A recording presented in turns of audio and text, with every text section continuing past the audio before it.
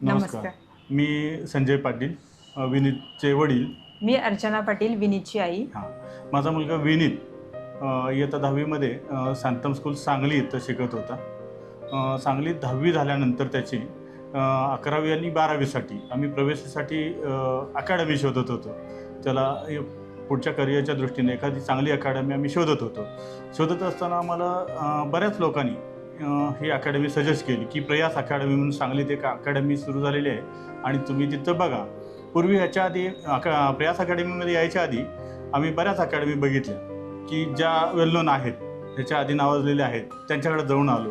पण आमचा निर्णय असा झाला की सरांशी भेटल्यानंतर, शिरीष सरांशी भेटल्यानंतर मुलाखत झाली शिरीष सरांची, तेव्हा आमचा निर्णय असा झाला की आपल्याला इथंच ॲडमिशन घ्यायचं आहे आणि पुढच्या करिअरच्या दृष्टीने थोडासा इतर अकॅडमींचा अभ्यास केला असता आम्ही सारासार विचार करून प्रयास अकॅडमी माझ्या मुलाच्या करिअरसाठी निवडली. त्याच्यानंतर 11वीला त्याला प्रयास अकॅडमीमध्ये ॲडमिशन घेतलं. 11वीला तो सोअनसो होता, म्हणजे बऱ्यापैकी त्याचं टॅलेंट होतं. त्याला आम्ही प्रयास अकॅडमीमध्ये ॲडमिशन घेतली.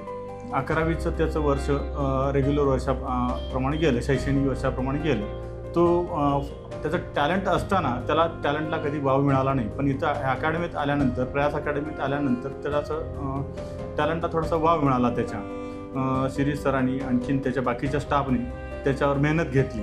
त्याचे रिझल्ट्स चांगले मिळाले 11वीला आणि 11वीचं शैक्षणिक इयर त्याचं चांगलं गेलं, अकॅडमिक इयर. त्याच्यानंतर त्याचं 12वी चालू झालं. 12वीला आपण अभ्यास केला, त्यांनी चांगले मार्क्स मिळाले.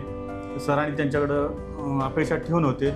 सरांनी त्यांच्यासाठी भरपूर प्रयत्न केले आणि काम करत असताना, अभ्यास करत असताना थोडी चांगली त्यांची शैक्षणिक प्रगती झाली. त्याचं श्रेय शिरीष सरांनी त्यांच्या स्टाफला जातं.